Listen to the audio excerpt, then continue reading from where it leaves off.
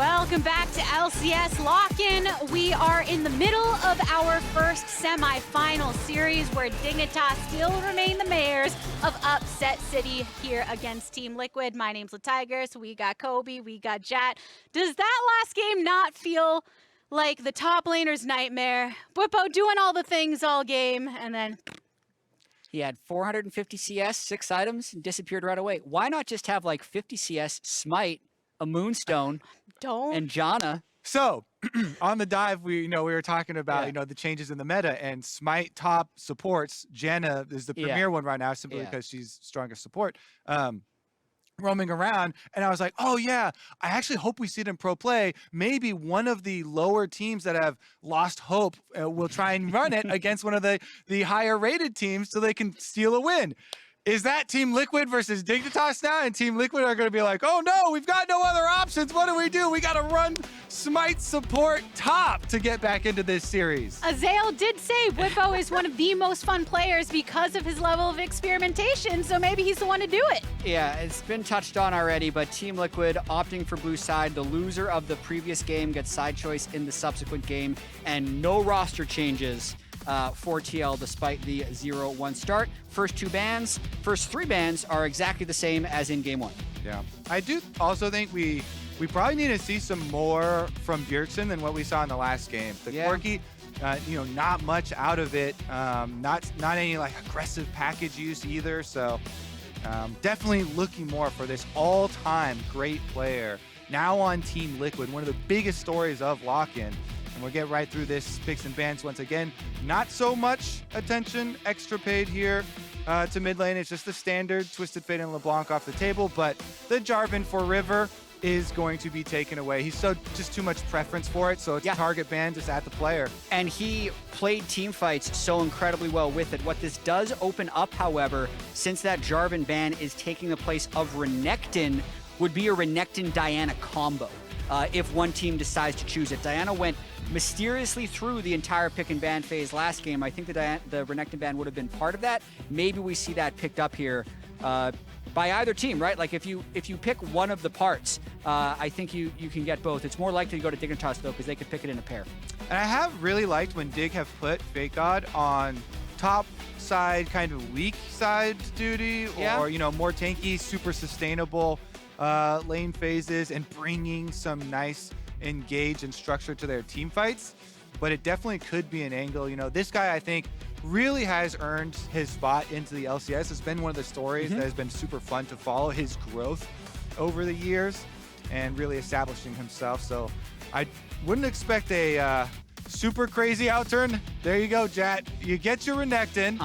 Double or nothing on the Diana. I would say double or nothing. I don't think you're getting a Diana. But what do I gain or lose? Like, how am I doubling if it happens? You only nothing, probably. I already got one of the two. Free on subscription. Oh, you said a double or nothing! You said a double or nothing! Oh, Jat! You gotta give me a reward. You only get one. Okay. You still get half credit. I got both. You were too scared to double or nothing. Just delayed long enough. This does mean, though, that River, he's going to play another champion. He's played 3 so far in Lock-In between J4, Viego, and Lee Sin, and the Diana coming on through. And I will say, this significantly changes Dignitas' overall style, because while Renekton plus Diana, very good top jungle combination, post 6 for Diana, and Renekton wants to play off of an AP jungler, you have a lot of early investment in farming for Diana, which is not how River has played this game. River has played all of Lock-In tournament, heavy ganking, Jarvan all over the place. Diana, you cannot skip so many camps like you can with these other early ganking junglers. You really need to play into farming and your combinations. Guess what? Diana Yasuo, the reason we were talking about in game number 1 it being banned out so much is because of this combo. So easy to execute the AoE, and it once again gives a huge team fight to Dig. It's the soul lanes completely paired up, but it does take blue out of the control mage system though, having to play Yasuo again, so it will definitely change the complexion of the early game. I don't think Dig can be as content just being in a 40-minute game, kind of like they were with the strong frontline, backline, Victor Aphelios damage-dealing duo. I actually wouldn't be too surprised if they tried to slot in something like a Ziggs on the 4-5. If I was TL, I might even just throw a ban out there right now to block that, because that would be kind of the perfect combo of champs if they could get that down bottom. The early stage of draft leading to the sequence of changes, whether it be Dig's lineup, but also Team Liquid being the one to take the Rakan off the table this time. Ayla still being the subject of multiple bans. No more Nautilus again. This time it's TK that's getting put on the hook, line, and sinker and yeeted out of there. Meanwhile, on the side for TL too, I feel like, you know, with this Gwen pick for Bwipo, if you get, you know, massive leads like he did with the Graves, you can also team fight incredibly well because of the W. So now he's saying he wants even more possibility to carry the team. They do go with the Senna, blocking this one out. The other thing for Dig is that while you can, you know, add some more AP in there, it's really nice to be a solo AP carry as a Diana and your burst combo just blasting the back line. Yep. Especially because so much of it is in the combo with Yasuo and having just execution potential on the back line at all times. Putting more pressure on River to have a good game. That's really what it is. I will say Santorin has played against the Diana in this lock-in tournament already. We'll get into it a little bit more once we're in the game, but he actually pushed the Diana out of her first jungle clear. So we'll see if that's possible once again. And with all those support bans, TL actually opts for the ranged matchup, again having a team comp with very, very low engage options, which is going to be pretty difficult to pilot. Yeah, it does have incredible damage scaling as the team goes up, but structure to work off of in some of the team fights is going to rely pretty heavily on the Xin and the Gwen creating space with their ult/W and the Lulu ultimate possibly for the knockup, but Jinx there being buffed up by Lulu is another big mid-game powerhouse. You have to avoid the engage from the Diana though, and if Dig want to slap more engage on top of it, this is the recipe for their success. Big team fight, win out on some of these neutral objectives. They've got Leona to get the long range engage and set up for the Diana Yasuo combo. All right, it's all locked in all the way through. Heard a bit about how these supports are going to impact this on different levels, but who you favoring? Who you feeling in this draft? Weirdly, right now, I'm feeling Dig. How's that weird, man? Yeah. The first It's not on a weird. 3-game winning streak. It's because they were last pick like 2 weeks ago. They were supposed to be 10th. Are they just doomed to be the weird kid? We're never gonna feel weird. I like weird, so I'm all about it. Give me the weird from Dignitas. And still some things that aren't too weird to see from them, though, knowing that Renekton is going to be in the top going against that Gwen for Bwipo, and I'm excited to see this all come through. The reason I'm kind of feeling the Dignitas team comp right here is because they have more of the tools to what worked for them in the first game. They have been very successful being the ones that are pulling the trigger, and they have so many places where they can do that from. Diana can fly in, Renekton can get a stun, Leona can obviously engage, even the Aphelios with the Gravitum gun can initiate a team fight from long range, whereas Team Liquid is almost forced into this like very delicate type of high damage, low CC team comp, which didn't work out for them in the first game. They had too many small missteps that were able to be punished by the trigger pull of Team Dignitas. Exactly, and when you're running teams like this, you do have to have this extra killer instinct of, you know, using the aggressive engagement from Xin plus a Lulu combination timed with a package to be able to make that all come together. They do have lots of, you know, range and damage for later, but Dig just have so much more playmaking for the mid-range of the game. Neo, though, might take away some of his playmaking if he stays in that brush. Said, okay, I feel some heat coming from that direction that I want to back off of. A little bit of Who's spamming the yellow pings? They've got the comms going, full 5, spam yellow pings just in case. Just enough of a warning, gets them off. This is game number 2, though. Everybody, Team Liquid, Dignitas pulling ahead in the series thus far. So they are going to look for some pressure on Diana's early path. As you said, Diana, tilt level 6, not nearly the gank threat that you're used to when you're watching Dignitas with River. So trying to go for an efficient path here. Yep. You know, start up on red quadrant. Gwen actually here, Bwipo's coming around to try and get some vision on him. So maybe they can try and take advantage and early tracking on the Diana to allow Santorin to get a bit more. And once again, Bwipo going in for a good trade. Yeah, Bwipo's early lane play has been a strength of him for a while, really knowing his level 1s. And look at that chunk he's just getting onto Fake God right off. 200 HP already. Fake God, buddy. Bring around the Rosie, and he just gets chopped down to pieces. Those needles are mighty pointy on the Gwen. He just ran around a circle, and none of the minions died. He got no experience until now. The first melee minion just died. That was almost 400 HP, chugging the potions already in the Renekton side. And again, Gwen is a magnificent scaler, and Whippo absolutely stomped last time around. This champion gives him more possibilities for bringing, if he does get a lead, that to the rest of the team, and it can be something to track here. It just further emphasizes this story for Team Liquid, where it's such a big upset for Dig to pull this off because of all the money Team Liquid spent in the offseason bringing in all these players, chat. Yeah, absolutely. It's going to be upset city if Dig can continue to do what they have done so far. Whippo just totally pushed up. What's interesting here is they never got the full vision of where River did start. Santorin sees now that the red buff and the Krugs are gone. The question is, do they try and go for a dive? They don't. So in terms of the kind of coin flip you do when you're starting with Diana, able to start opposite quadrant of Xin, dodges the engage, and he's going to have that efficient 6-camp clear. Early stages right here, kind of in line with what you expect, just wanting to scout out that information as much as possible from that jungle positioning, and we do know that River is currently in that bot side getting the clears, so he can get to that level 6 and impact with some hefty engages within these lanes. And this is actually so perfect for River right now because you can see he's actually cleared 1, 2, 3, 4, 5, 6 camps going for Scuttle, whereas Santorin is missing the Krugs and these because of the time he spent to get vision over in the jungle right here. So pretty good job so far from Dignitas to get River off to a good start. The man that Dignitas is consistently looking at ever since his arrival to really facilitate within these games and be one of the main engage points for the squad. Yeah, definitely also, let's say, a little bit of a misread there from Team Liquid. You know, not investing as heavily as we had talked about for the early information.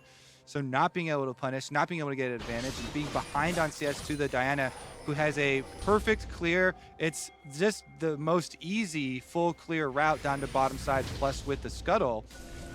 Again, is going to set him up for the level 6 that we've been hyping so much for this Dignitas team, where then the team comp really kind of blooms, and you start to see the more aggressive look that we've noticed here from Dig.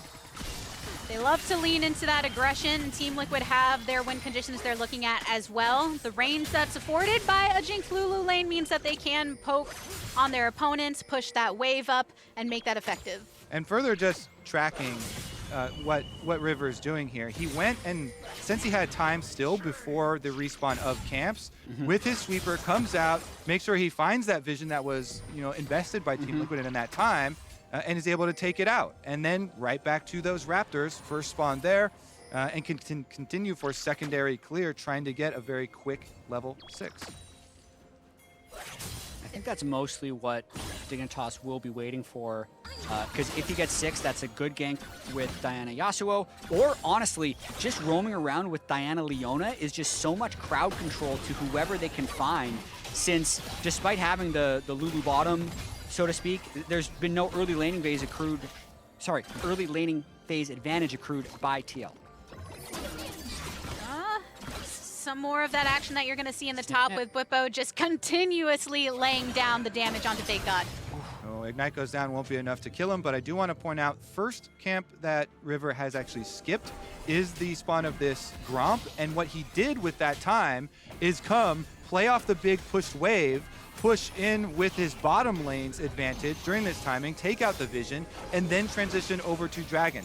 So even when he skips his first camp, the one Gromp here doesn't pick it up, still so much value for the team. I think they'll be able to get this since there's a fight going down mid at the same time. Sure. Yeah.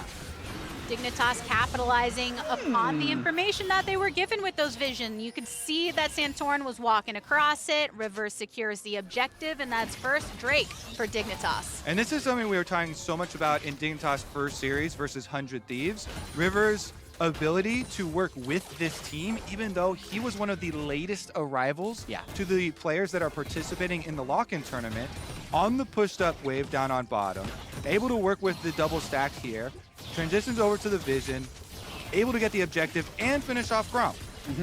Extremely efficient stuff for him on a champion that is going to scale quite nicely. So Dignitas, while there's not much else going on in this game, aside from the harassment on top side where Bwipo on his Gwen is going after Fake God, it is looking quite nice for the early game plan. It really is, and even with all that harassment, as I pressed the wrong button, we're still just looking at a 12 CS advantage, and we have Renekton 6, which is going to be more potent than almost any other champion when Rift Herald ends up spawning. So really, the gold is even. It is 0-0. The game by no means is drastically swinging in either team's favor, but things are going to plan for Dignitas. Yeah, something I should point out though, for, since we're prefacing Rift Herald and possible fights up here that can start out in skirmishes like 3v3 Soars mid, is that Bjergsen did go with the exhaust this time around. So when you're looking at this kill combination of Diana ult into Yasuo ultimate, which is incredibly effective, especially around that mid lane for your mid 2v2s, the exhaust instead of the teleport there for Bjergsen is a possibility of trying to deal with that, maybe get them a win in one of those fights, as long as he's still able to keep up on his recalls and his itemization. And the other very important summoner spell to point out is Hans Sama's Cleanse. I think that's absolutely critical when he's up against Leona Felios or even just Renekton Diana. He needs to be able to dodge a CC one-shot. No flash on Bwipo. He's got the Ignite Gwen. They got a little tired of getting bullied up here. Flash forward, the knockback onto Bwipo, a raining down of damage. First blood over in the top lane. Meanwhile, down bot, we've got the skirmish as well. Hansama takes quite a bit of poke, but that's first blood for Dignitas. Yeah, and that's also why Renekton is this like enigma for some teams, because you can just do that. Like, you can be down, you can be getting bullied the whole game, but if your jungler is there and the other jungler isn't, they will just kill you. And they expend the flash to do so, but it's easy. And exactly why you were hyping up in Champ Select, even before they picked the champions, the Renekton plus your AP carry jungler that can follow in on it, and Diana post 6 just can walk up. River does a very good job. He gets the full pullback on the ultimate, walks up behind the flash from Fake God, saves his E dashes. They wait out on the W time, get the kill, and transitions into Rift Herald. And I just want to continue to point out how efficient this is. This is when his topside had just respawned. And so he finishes up with his very efficient topside camps into another topside camp, which is the Gwen, kills off that one. Big camp, big topside camp. It takes Rift Herald. Yeah. So it's like, as a jungler, I cannot, this is just like all glory here to River. It's so efficient and successful in the gank, plus the objectives. You got to be kidding me here. Both neutrals achieved by him as well. And I want to see how much Dignitas can kind of push this game, because if we think about the way both of these teams win the game, Dignitas has a lot of engages, and it's kind of on them to push the tempo. But even if we go back to the first game where Team Liquid did have a somewhat similar composition, low engage, high damage. The way those teams progress the game is either they have completely dominant side lanes and they just accrue this 5,000 or 10,000 gold advantage and you just can never walk into them to fight, or they start stacking objectives and force you in. But Dignitas has the Rift Herald, they have the Dragon, they're the ones stacking the objectives. That is a solo kill. Solo bolo for Bwipo. Yeah, Blue and River made the rotation through to try and punish it. The knock up from Yasuo, another slice of the knife, and they return the kill. I feel so bad for Bwipo, the serious man. He is just pumping out work. Like, this man is playing his heart out. And now what do you do but type team diff? The Diana jungle combos used on you with the Yasuo. I was wondering for some time if we would see the classic Fake God where he has to rely upon that mental resilience of getting so pushed in top and bring that power later, but Dignitas playing into him in the earlier stages of the game, punishing Bwipo to put him at 1 and 2 on the scoreboard. And these advantages for Dignitas, something they haven't seen in the early game in their most recent times on Summoner Rift. A bit of change of pace from them. Yeah, they still have the Rift Herald as well, which could open up space for a Drake attempt, or they can kind of think about just taking it. We're going to watch this one more time. It is a really nice solo kill by Bwipo, right? He lands all of his ult stacks right onto Fake God. Fake God was probably trying to bait a little bit because he knew his team was on the way and just took a little bit too much damage, and it ends up being a 1-for-1. And in the meantime, Bjergsen got one plate mid. So not a huge win by TL despite getting a solo kill. Yeah, I mean, allocating a lot of resources up there once again towards Bwipo, something we saw in game number 1 as well. That's one of those things that you get super frustrated, though. If you're ever trying to bait and you bait too hard and die like that, when you know you've got some collapsing teammates. It is going to be this dragon, though, picked up on the side of Team Liquid, because River just transitioned right back through onto blue quadrant, and bottom lane pushing up. Lulu Jinx is definitely something that has a really nice mid-game curve, being able to speed up the Jinx and utilize the extra range with rockets towards the mid-game and start getting those levels in. There they go. Moonlight Sigil drop down on the bot side. Bjergsen comes in with the package for Fake God. Some more needlework will do it on top. Bwipo getting that kill credit. Meanwhile, on the bottom, it's the trade. Hansama falls. This is big, though, because they have the Rift Herald and they've already chunked that turret, so they're going to try and probably get a full turret here. You saw the cleanse going in the top lane and a good use of package by Bjergsen in the top lane. Yep, you can just open this one up. So while it is traded kills, way bigger rewards. Not only is it the Rift Herald, but also there is a teleport right here for Fake God, so he can teleport back to the top lane and you won't lose out on as many minions. Plus, gonna chunk down all these plates with the Herald. Pretty good defense, though, not letting any auto attacks come in early. Downtown Rocket just to the right of Biofrost, but Team Liquid do make a little bit of a stand on that turret. Something we did talk about during Champ Select, though, with Diana being the sole AP in this game, is it was very important that River got off to a good start. He has. He's got very efficient jungle clearing for most of the game, and then 2 kills with an early mythic item completion. So he's off to the races. We're going to watch this gank one more time because the camera was on the Corkin gank top lane. Hansama is hoping the cleanse is going to be enough to avoid this engage, right? But when his cleanse is used like that, you can see the CC can just be delayed a little bit. They knock him back and just burst him down. Yeah, I mean, it was also good timing on the ult from Ayla. Gets the knock up there, so it requires the all-in from River. You know, flashing forward, it is flash from a Leona and a Diana grabbing you. That's like, as an AD carry, man, that's a lot coming at you. So I think it was a good cleanse. It was just Bao flashed right when he did it and was able to get the E onto him. Good ultimate from Ayla to get the knockup so he can combo there, but then another flash comes through and Diana's able to lock it up.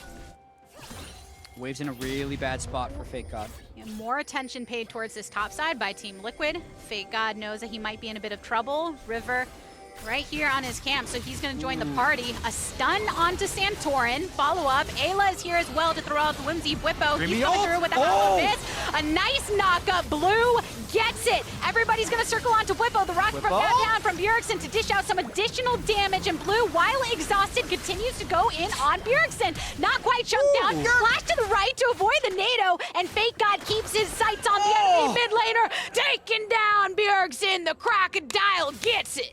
Man, as you see, it is River turned into a little cupcake by Lulu, but he's still bouncing at you menacingly. You know the ults are coming.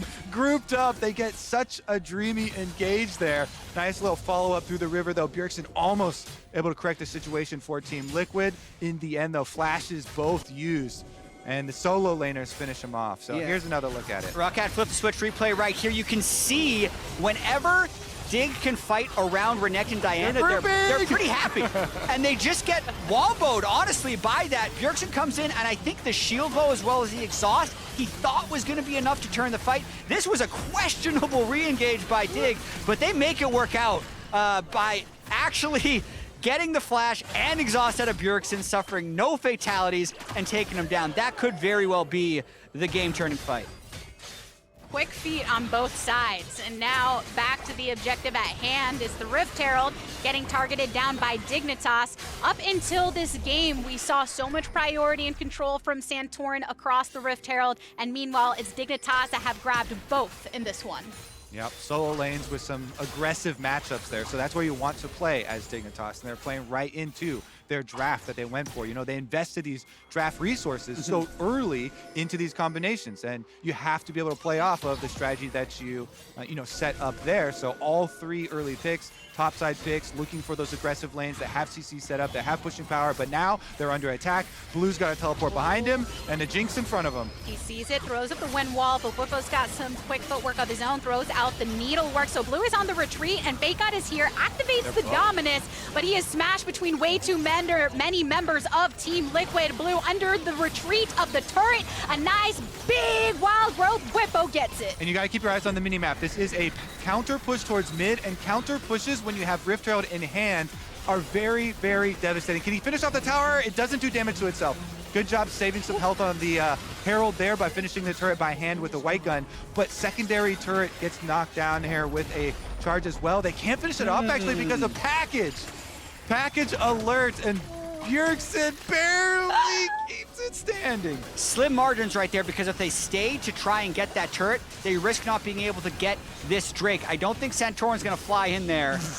Luckily, he doesn't go for the hero steal because it would be completely unnecessary. And we need to track these things, right? Because in game 1, when Whippo was getting the farm sent at him, we didn't see the cross map by TL. That was a good cross map attempt by Dignitas, but honestly, it was turret for turret, and they never got that second tier actually all the way down. And every second counts with pushing here. If there was one more second of health left on that dragon, then I think Santorin would have gone in for the steal attempt, because Santorin could go in, ultimate, Bjergsen has package, he flies over the top, and Gwen was coming around the bottom. So that is a lot closer, maybe 1 second of travel time off from them trying to get that counterplay. In the end, Team Liquid, they push mid first and still get a tower in reward on bottom side into the hands of Whippo. And then a flash from River as well in that jungle side, and FakeGod finding himself in the 1v1, but on the opposite side of the map, Dominus to keep him alive, but it's not enough. Whippo with another solo kill afforded to him. Whippo is a problem. He is a problem for Dig. When we talk He's about on that grind set for sure. the way that TL will need to win this game, it's either through just solo lane dominance, where they're putting pressure just through the strength of the 1v1 on the champions, and right now, absolutely no one can match him in the side lane, because it's not through having great team fight initiation, and it's not through having any dragon stacking, but I think Whippo is the one really keeping them in this game. Do you now? I agree. Controversial statement, unpopular opinion. Whippo with the 5 kills of the 6 is keeping them in the game. And the best part is, as we talk about in Champ Select this time around, he said, give me something that I can more hard carry the whole team on. You know, he's got more possibilities with Gwen than with Graves. Because of the W, you can also team fight. It's not just running around, trying to push out side lanes, getting solo kills on FakeGod. Let's see it though, because he's gonna have to keep this up. To be fair, 2 item power spike already for that Gwen. Yeah. Huge, huge power spike here. When you have the Nashers, this attack speed, chasing people down is so deadly, and especially when you're on a power curve that other champions are not able to keep up with. Yeah. Draining some of the pressure over in these side lanes. FakeGod has made his way back over towards bot. Doesn't have teleport available if a skirmish does break out. Whippo has his sights on River to see if he can capitalize on it. A little bit to the side from the Hansama ultimate, but it's Whippo that gets the kill. I'm sorry, but it is just fun to watch some 1v9 action sometimes, you know? Yeah. You gotta root for the one person who is just massively carrying games. 6 and 3. 400 bouncy. And that was River. River is, again, as we keep setting up, the crux of this Dignitas draft, of their team fight, of their team. You know, so much of a playmaker, so much of the setup for the whole Diana-Yasuo combo here. And Whippo, as soon as he sets his sights on literally anyone, will just want to get melee range and chase them down, where Gwen excels in keeping up with the full chase, because you can get those resets on the needlework with the extra slows. That's why it's so hard to deal with. And there was the stat we talked about in game 1 before before Whippo got that 2v1 double kill, how he was 43% of the team's deaths. So he still is. Like, he's 3 of the 7 deaths. He's 43% of Team Liquid's deaths this game. But you accept that when he's 85% of the team's kills. Like, it'll balance out in the favor of Whippo. Yeah, sure. accept anything from Whippo at the moment. He knows how to keep his head in the game. That's definitely clear. And for Dignitas, one of the questions that was posed is River has been on the J4 for 3 games, see them switch up the style, indexing into the combo that he offers, and it hasn't quite come into execution. I love it. I say River is just good. River is good on anything you put him on. I think he has done extremely well with Diana playing to the champion. You have to farm to level 6. He's been insanely efficient at it. Yes, he did have lanes that were picked to have early CC advantages, set up potential for him, control for him. But that's what you need to do when your team drafts like this. And he pathed efficiently, picked up the neutral objectives, also was able to get on level 6, the level 6 kill immediately. So I think very effective. Yeah, but let's watch the setup for this Drake right now because we got 30 seconds left. And if you just look at the side waves, Bwipo's been able to push bot wave all the way up here and still get that ward, which now gives him a roam timing for TL to probably push the mid wave up into here. And they have to hold this zone. If Dig gets a good engage or a flank, they can still win this fight. So TL has to get a good start. And with that setup, they move as a unit into enemy territory. They'll have the opportunity to clear a little bit of this control warding, so this river is quite dark for Dignitas. Team Liquid can now focus on the objective. No stepping up thus far from the Dignitas squad, so that soul point denied, Team Liquid picking it up. Yep, and it was a lot to do with Bwipo being unmatched in the side waves. Well done by TL. And also package timing. Yep. We say this every single year whenever Corki gets back around in meta, but this is just such a game-breaking passive. To play around this is very easy. It's only 4 minutes on the respawn for your package. Dragon is 5. You do the math. It's very easy. That was Dragon. Pick up the next one for the next Dragon. Package timing, sometimes the only timing you need to know around some of these objectives as the mid laner, and we still have obviously a lot of time until that next Drake will spawn, but Baron is up only at that 23-minute mark now, so it would be a bit early, but it means that's where that warding prioritization is going to come through with River taking this scuttle at that. A little bit of poke over the wall here, though. Yeah, just clearing wards in the Baron area, but a possible Baron sneak and trying to hold an engage spot in the Baron River would be maybe a way for Dig to try and make a move in this game, because that Gwen ain't getting any weaker. Still going to be putting in that work to keep the Renekton at bay. And remember, a long time ago, Dig did get that hefty chunk into that tier 2 turret down mid and wanting to try to push that advantage at some point. They are looking for a pincer. Maybe they just want to push. Well, Santorin goes in, gets a flash out, gets another. Bwipo's still in pursuit. Biofrost has to flash over the wall to get into the pit, but that's a lot of needlework damages coming through. River goes in, the solar flare also for some additional healing. Bwipo goes into stasis, so does River. Fake God has arrived, slices and dices in. Knock up means that it's a shutdown in favor of Blue. Hansama gets the return kill, but a lot of blasting across the board. A polymorphed Blue has to set his escape, throws out a NATO, but it's not enough. That's a quadra kill from Hansama on the Jinx. What a close fight right there. The Diana Yasuo combo was not quite enough because TL had dished out so much damage prior to that, and they're going to turn for Baron. They finally took down Bwipo, but it cost them everything, Jat. Yep. This is a team with Corki and Jinx who have been patiently scaling. So Bwipo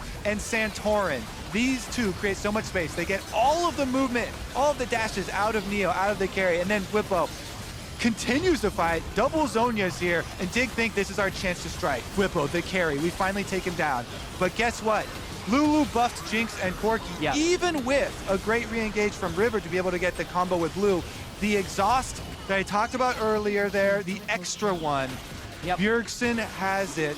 He puts it down on the Yasuo. They don't die within the combo. The two hyper carries, the scaling carries for Team Liquid, Bjergsen and Hansama, carry the team fight with Bjergsen and Santorin creating so much of the space and forcing all of these cooldowns. Hansama's like, I'm great if everybody's thinking about Bwipo, and I get to free fire here on Jinx. Yeah, and you can really see like the exhaust cut down heavily on Blue's damage. River still was able to do the 4K, and it was Hansama's Jinx doing the majority of the heavy lifting on that, even if Corki got some good damage in during that fight. Now he's at 3 items and will still have the Lulu ult in his back pocket to keep him elusive. I just want to say, you know, I was looking for more stuff from Bjergsen. That's some veteran stuff. Keep in mind, always thinking about your matchup. Get that exhaust versus the Yasuo combo. Pays out really big for the team. He also had an early roam with his package up towards top side, try and take advantage of Whippo's winning lane there, up and get another kill onto Fake God. So good stuff from him, even though it's all assists so far. Like a true team leader, team player. Yeah, always trying to lead them in multiple ways, which leaves Hansama the opportunity to pop off in the way he did 1-1-1 before that fight. Yeah, picking up all the gold onto Jinx with Lulu buffing him and having full 3-item crit power spike and the safety of a stopwatch for Hansama really sets him up to shine now. As much work as Whippo has done to get them here, the carries can push them over the line. And while the cleanse is still down for Hansama, if River can somehow remain undetected, it would be really important because they'd want to try and one-shot Hansama, which is why Santorin retaking control of the jungle there is key. Especially when there is a Drake coming up in 25 seconds that both teams want to try and get some action over. Team Liquid pushing up into enemy territory for that very reason. Yep, and that's why Bjergsen picked up the package so that they could push out on both of the lanes, fully light up the blue quadrant and the pathway down to this dragon to set themselves up for Soul Point. Yeah. And that is the type of ramp of a gold graph that you want to see for the team that has so much damage scaling. And Dignitas, they know the problems that Team Liquid are posing coming through. That gold lead has extended 5.6k in TL's favor. They do have grievous wounds across the board on multiple members to try to cut through some of that, but they got to cut through it right now because Biofrost already chunked a nice knock up onto Fake God. Has to pop the Dominus to get out of it. The rocket hits onto River. Tries to get some action with a little bit of poke and keep Team Liquid out of this, but they've been securing the objectives. That was a great example of space creation, right? They don't actually really have engage, but Whippo just walks up with his strength and pushes basically all of Dignitas back to their nexus that allows TL to just clear the inhibitor and get the dragon. It's the wonders of these spells, like Zen Ultimate and Gwen W. Yeah. Allows you to be an aggressive frontliner. Oh, Fake God doesn't have either of those. Oh, Lottie finds himself going in the opposite direction. Does flash over the wall. Finds some time. Distance. Okay, but there's still 3 Team Liquid members on his tail. I think those scales are getting peeled back a little bit. Bjergsen putting a rock between each of them, and that's finally the death for Fake God. One of these escapes is not like the other. Reminds me of the Whippo graves run around the entire map circle, except not a happy ending to that one. Definitely not. Not quite. Team Liquid, though, definitely in the driver's seat, and it feels like how we're thinking, oh, they haven't changed that much of the type of composition that they're bringing through, which is, oh, they didn't have that engage prior, but just what you're saying, the power that they offer, nullifying the fact that they don't necessarily have those tools. Yeah, and you also look across the map at what Dignitas is running in Game 2 versus in Game 1. They had the Victor scaling in the first game. Here, they are very outscaled in a 5v5 unless they can land a very clean CC lock engage on one of the TL carries, which they haven't been able to do. Yeah, I think it actually is pretty clear differences as far as what their goal was with it. Yeah. And now you're facing a very difficult situation with, guess what? The super damage scaling in range is very easy to utilize when you're sieging up at these towers. Yep. Looking for these poke opportunities to thread on through. Hansama and Bjergsen can play very offensively. He's got a GA, plus if you look at Ayla's positioning here, constantly hovering by both carries, keeping away from them so that he doesn't get caught in the Diana-Yasuo combo. If there's a flash attempt at the combo, that is basically the main thing for supports in these scenarios. Close enough that you can get off your shields and your ultimate, but obviously not that you get caught in the combo. Yeah, and if we think back about the way this game was playing out, there were a lot of really positive things for Dignitas early on. They even won that big skirmish at about 14, 15 minutes where they opened up a 3,000 or 4,000 gold lead, but I'd say TL did a good job at sticking around. They got both the shutdowns onto Fake God and Blue, and from that point forward, they've just kind of been able to throw Whippo's strength around the map and get a bigger advantage. Here it comes again. Teleport directly in the bush. Whippo, he sees Blue, he goes for it, throws up the Hallowed Mist, and even some needles will do it. Look at the burn down when he finds his target. Oh, Lord. I'm just telling you, man. That's- Gwen gets ahead. It is insane. And he's level 18 here. Only one more item slot to fill. There's another solo kill, right? I don't think it was assisted. Honestly, too, it would have been a double if the team tried to help out Blue. You know, they were too scared to go in. Whippo is fine to teleport into a Diana Yasuo combo. It doesn't matter if they're close together. Completely annihilates one half of it. Dignitas feeling like they're losing some agency in these moments. I mean, that Baron buff was secured by Team Liquid. Just got to throw some chompers over the wall, saying, nah, nah, nah, you don't want to come in this pit. It's just my place to hang out. And now they get to bring that power over towards the mid lane. They had already taken down that bot inhibitor. Now they're looking to do so here as well. Even have a cannon over on that top side to be escorted by Bwipo. And Dignitas's world is getting that much smaller. Yeah, I like your term, Jad. I think it should be the title for this game number 2 is the strength of Whippo. You know, this episode 2, Revenge of Team Liquid, the strength of Whippo.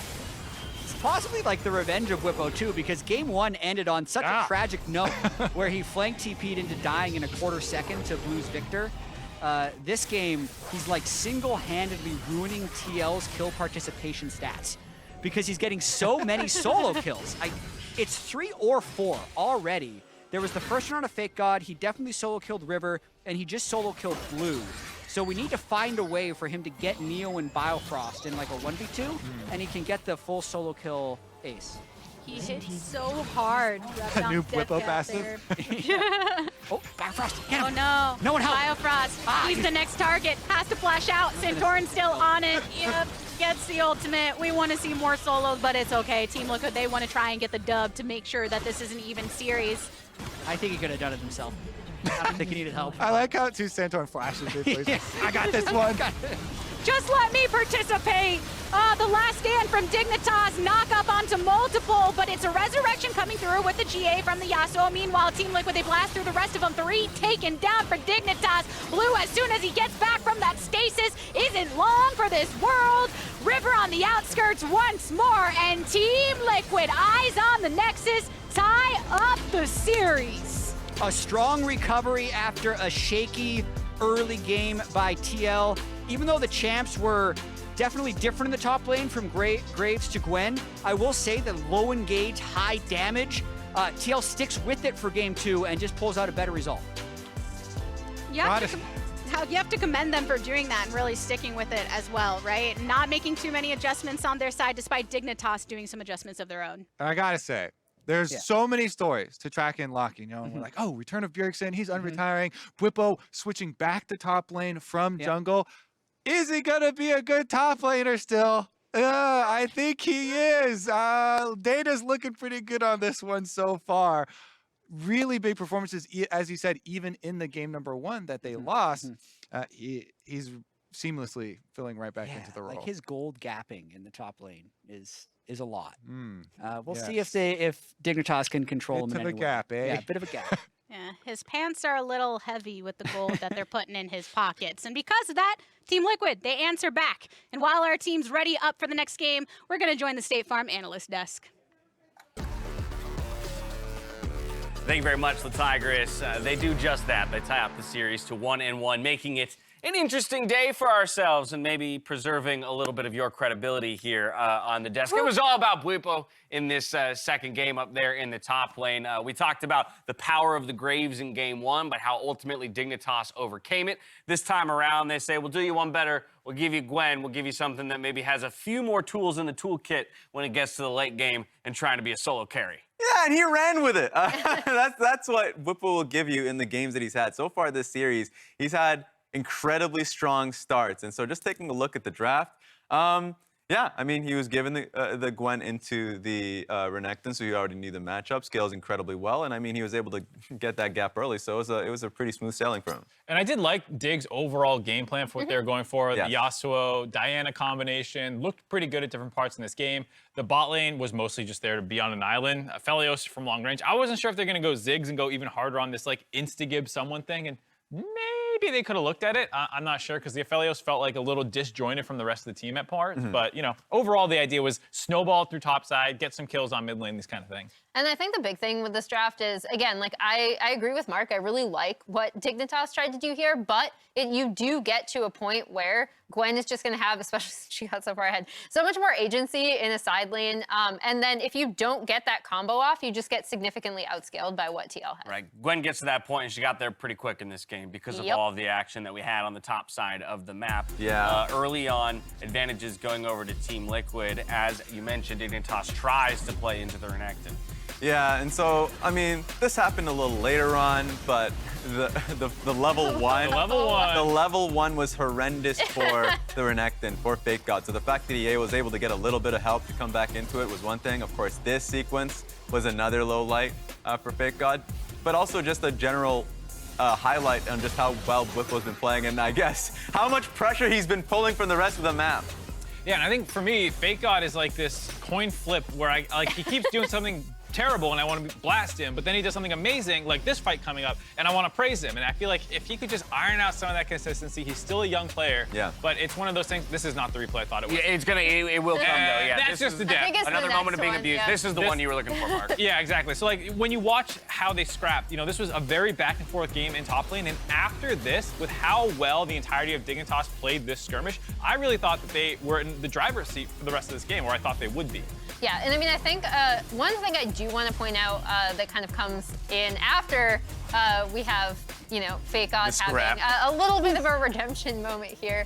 I did like the fact that Bjergsen was moving around a lot more in this game, because in the first game, package usage wasn't great. He wasn't really affecting anything else, and Dignitas were able to capitalize on the fact that Victor had the push in that lane a lot of the time. So, you know, I liked that he was more active on the map, and additionally, TL's composition just outscaled once Dignitas started making mistakes. Yeah, and I think that's a good concerted effort going up against Dig, because a sentiment we said last split, Dig being a greater sum of their parts, is coming into fruition because they're moving frequently. They're getting leads based off of just general team play. This one bit them in the butt. They took this fight, they thought it looked great, but then Jinx and Corki was able to kite out of it. The initial burst from Diana Yasuo didn't get the kill, and so although I like the idea of the comp that they're driving through, they picked it up in their first 3 picks. And I thought that, genuinely thought that Team Liquid in their 4-5 answered well with the Lulu. And of course, just generally speaking with Jinx, I think she's an incredibly strong champion right now. So it started as a pit. I think the spot was going well. I understand that's a Leona, but that's a tremendously low amount of damage to come out of a champion. You hit like 2 ults across 30 minutes of gameplay. Again, that did not play into it. I'm certain of it, but it is really interesting as we take a look at the damage numbers coming out of Bwipo. Again, the space that was bought for the team. Yeah, I was going to say the big difference maker in terms of kind of slowing down, right, where Dignitas did want to snowball once they started dying, was the fact that Bwipo was able to pull them all around the map. So they couldn't get, like when you have a composition like the Diana Yasuo, you want to be able to get everyone into a spot where you can collapse on 1 or 2 people, like where you're trying to make that kind of disadvantage for your opponent. And Bwipo's side lane pressure was immense in this game. Yeah, he found multiple kills in side lanes 1v1. He became a nightmare. And I think the Lulu pick and the exhaust also came together. They were both smart little tweaks in the draft, so that when you fought the 5v5s and they went in, you could interrupt their dive game plan. So I think all that worked together very well. And Ayla showed something else beyond the Thresh, you know? Yeah. It was a good show. I mean, that red buff fight, right, without exhaust, maybe goes a completely different way when that Yasuo finds the 3-man ultimate, but just wasn't the case this time around. Exactly, and so it forces Dignitas to really think about the longer fight, because if they're not getting them off the initial Diana Yasuo burst, then okay, Aphelios needs to be useful. He needs to be able to reach the back line. But if you have Gwen, and the jungler just basically playing that front line in a small corridor, you're not getting through them, so they didn't have the consistent DPS. So let me come right back to you on game number 3 then, because we will be swapping sides for the first time. Dignitas now gets side selection. They're going to jump over to blue. So kind of connecting to what you just said in terms of identifying whether or not it's building space for the Aphelios or just identifying, hey, Bwipo is a player, we need to make sure we find a way to keep him down. What's the approach here from the blue side for Dignitas? The approach is I would probably see them put top lane in the 4-5 and just And hopefully, you know, we don't see a 3-pick there for Bwipo, right? Okay. So then you can start banning out picks and make it a lot more comfortable there for Fake God because it has been good early for him. I would also say if you are on blue side, you can ban the Gwen out yourself if you True. want to protect the Renekton first pick, because that is one of Fake God's staple champions. And if you want to keep picking him this early in the draft and give your counter picks later on,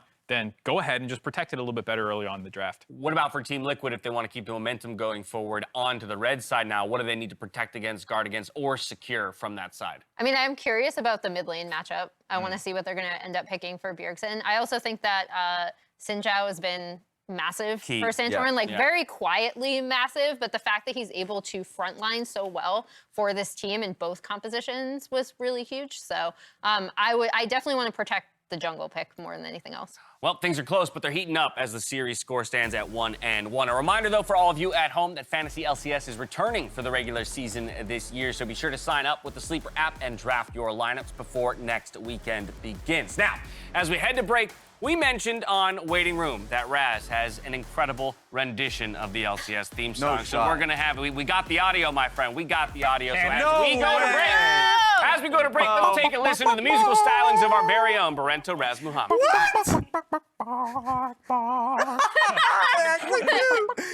Oh, yeah, because that's first week of... Next week, right? Yeah. Yeah.